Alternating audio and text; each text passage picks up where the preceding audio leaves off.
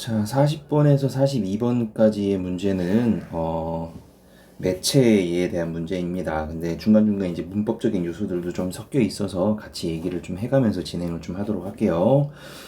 일단 지문이 이렇게 쭉 나오는데 지문 먼저 읽고 푸는 것보다는 이런 스타일의 문제들은 문제를 읽어가면서 지문을 분석을 해보는 게 조금 더 효율적일 것 같아서요. 일단 문제로 막바로 한번 들어가 보도록 하겠습니다. 가와 나에 대한 이해로 가장 적절한 것은 이렇게 되어 있어요. 그리고 가를 한번 쭉 훑어보면 문제를 풀면서 여러분들 봤겠지만 요거는 이제 종이신문이에요. 이런 종이신문 같은 경우는 이런 식으로 헤드라인 표제가 나오고요. 그 다음에 이렇게 부제가 나옵니다. 조금 더 상세하게 기사의 내용을 볼 수 있도록 부제가 나오고요. 그 다음에 요 기사의 요 앞부분에 전체 내용을 갖다가 요약한 전문이라는 게 나옵니다. 그래서 대부분 육하원칙을 다 때려박지는 않지만 대부분 육하원칙을 대체적인 어떤 기준으로 해가지고 전체 내용을 갖다가 한번 요약을 해서 간단하게 앞에 제시하는 이런 전문이라는 어떤 구조를 가지고 있어요. 그래서 헤드라인에 해당하는 표제, 그 다음에 부제, 그 다음에 전문, 그 다음에 본문으로 이제 구성이 되는 어떤 일반적인 어떤 기사의 형태를 띠고 있는 종이신문의 예입니다. 그리고 밑에 이제 블러 처리가 되긴 했지만 이거보다는 조금 작은 사이즈로 이제 올림픽 개최 곤란하다, 그 다음에 미세 플라스틱이 어떻다, 이런 기사들이 밑에 이제 배치를 하고 있어요. 이런 종이신문 안에서는 이런 식으로 크게 배치되고 작게 배치되고 이러한 것들이 어떻게 보면 더 중요하고 덜 중요하고의 어떤 그런 중요도 판정도 되기 때문에 그러한 것들도 우리가 눈여겨볼 필요가 있고 실제 문제에서도 이제 그런 내용들을 다루고 있으니까 이따가 또 한번 보도록 합시다. 나 같은 경우는 우리가 이제 쉽게 접할 수 있는 인터넷 포털 사이트에서 이제 뉴스를 검색했을 때 나오는 그런 화면을 익숙하게 볼 수 있을 겁니다. 얘는 지금 검색을 했어요. 그래서 가짜 뉴스라는 검색어로 검색을 했고 이 검색을 한 결과를 뉴스라는 그리고 최신순이라는 어떤 정렬 방법을 통해 가지고 쫙 이제 펼쳐서 보고 있는 그런 모습을 볼 수 있을 것 같습니다. 문제를 한번 보겠습니다. 이거는 틀리고 맞고만 이제 판단하면 되는 거기 때문에 매체 문제는 그렇게 어렵지 않습니다. 1번부터 한번 볼게요. 가는 종이신문이었죠. 각 기사의 본문 내용이 나는 인터넷 신문이었어요. 표제의 크기가 독자의 기사 선택에 영향을 미친다라고 얘기를 하고 있는데요. 가 같은 경우는 물론 본문 내용을 갑자기 보는 사람들도 있겠지만 대부분 어디부터 봐요? 가 같은 경우는 이런 표제라든지 부제 그리고 전문까지 많이 보는 사람들은 여기까지 보겠지만 사실상 여기까지 가지도 않죠. 거의 대부분 표제 부제 정도에서 거의 끝납니다. 내가 이걸 봐야 되는 뉴스인지 아니면 안 봐도 되는 뉴스인지 이런 것들이 거의 여기서 결정이 되기 때문에 본문부터 본다는 말은 사실상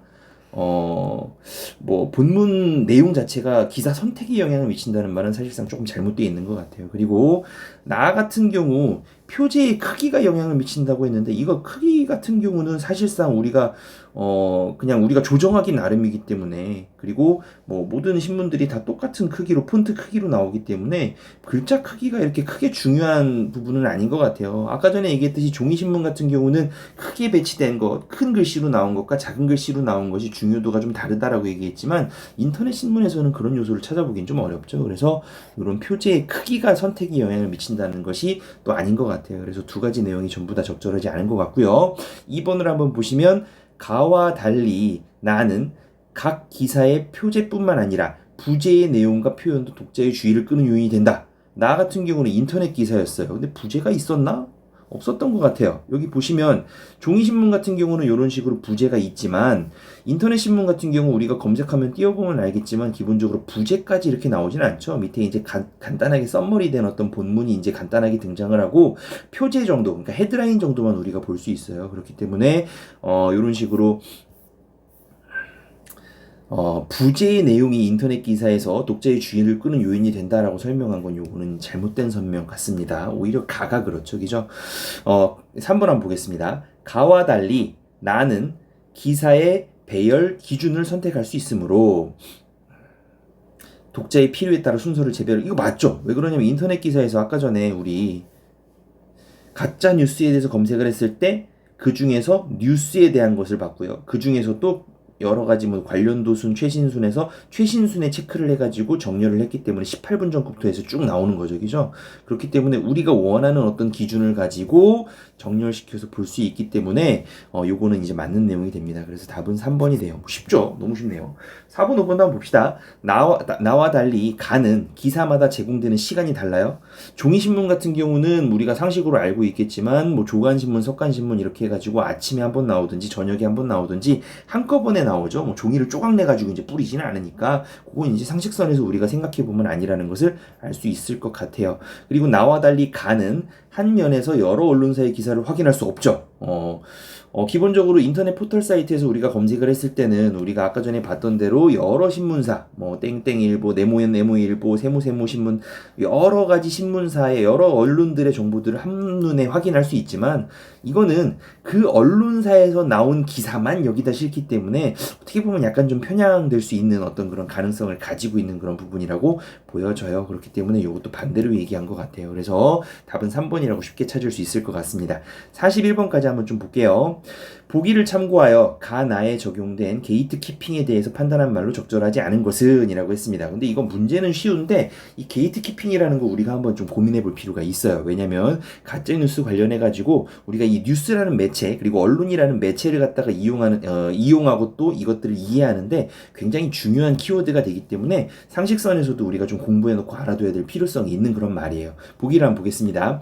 세상의 모든 일이 뉴스가 되는 건 아니다. 언론사는 뉴스를 생산할 때 게이트 키핑이라는 과정을 거쳐요 라고 설명을 하고 있습니다. 기자나 편집자 같은 뉴스 결정권자가 언론사의 입장에 따라 그래서 우리 뭐 흔히들 알고 있겠지만 뭐 진보 측, 바꾸자는 측의 어떤 그런 말들을 대변하고 있는 그런 정치적 입장을 대변하고 있는 그런 언론사들이 있고 또 보수, 지키자는 어떤 그런 입장을 대변하고 있는 그런 언론사들이 있고 각 그 언론사들은 자기 입맛에 맞는 어떤 기사들을 쓰고 그러한 것들로 여론을 조성하려고 노력을 하고 있죠. 그러다 보니까 약간 그게 과열되면 뭐 가짜 뉴스라든지 약간 좀 편향된 어떤 그런 좀 질 나쁜 어떤 그런 기사로 이제 치우치는 경우도 가끔 있는데 하여튼간에 그런 식으로 언론사의 입장에 따라서 어떤 것을 기사로 쓸 것인지 또 어떤 기사를 더 비중 있게 다룰 것인지 등을 결정하는 과정이 있어요. 그렇기 때문에 우리가 언론사에서 나오는 어떤 그런 신문이라든지 이런 것들을 볼 때는 여러 보도자료들을 볼 때는 굉장히 좀 비판적으로 우리가 검토를 좀 해봐야 돼요.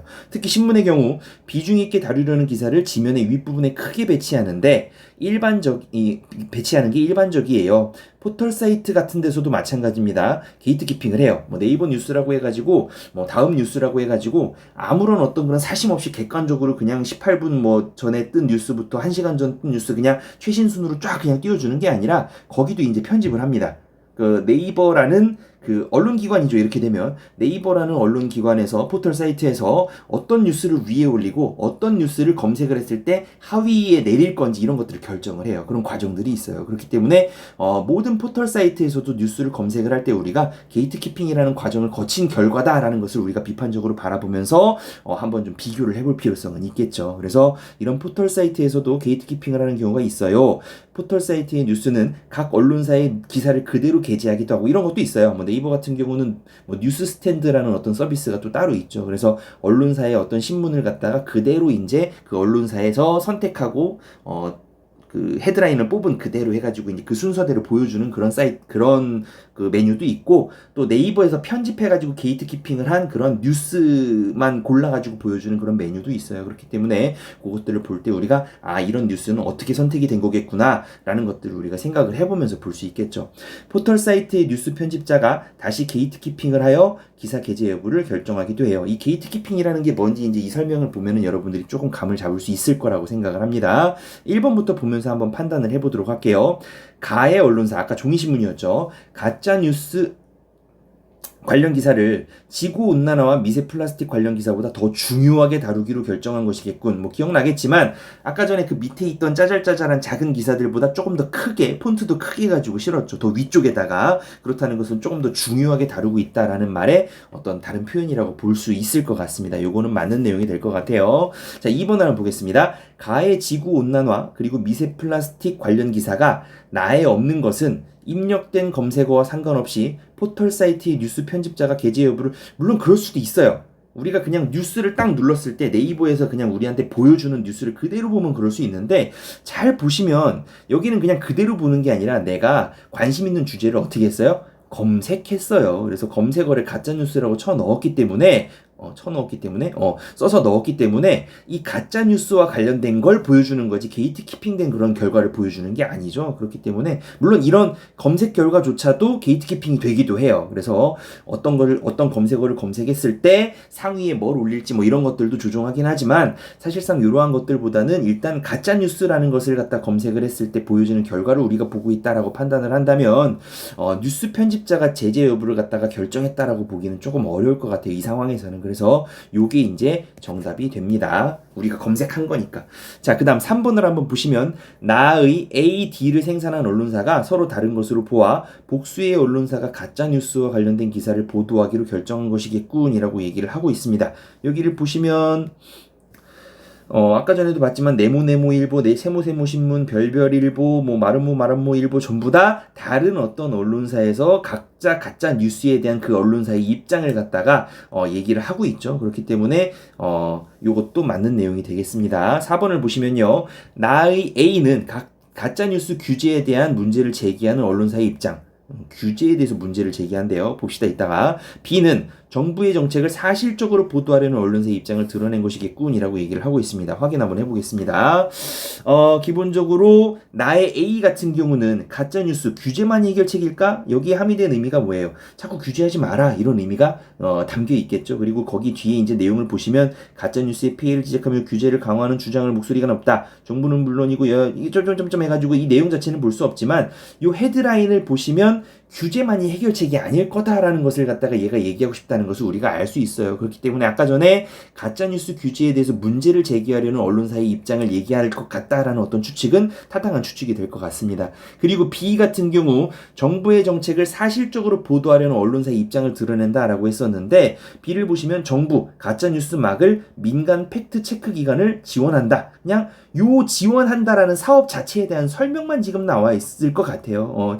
헤드라인을 보면 이제 표제를 보면 그러한 내용을 우리가 유추해 볼 수 있을 것 같습니다. 그렇기 때문에 이것도 틀린 말이 아닐 수 있을 것 같습니다. 그래서 이거는 맞는 내용이 되겠고요. 5번 한번 보겠습니다. 나의 CD 기사를 낸 각 언론사들은 정부의 가짜뉴스 대책과 관련된 기사를 생산할 때 서로 입장을 달리했대요. CD가 입장이 다른지를 체크해 보면 되겠죠.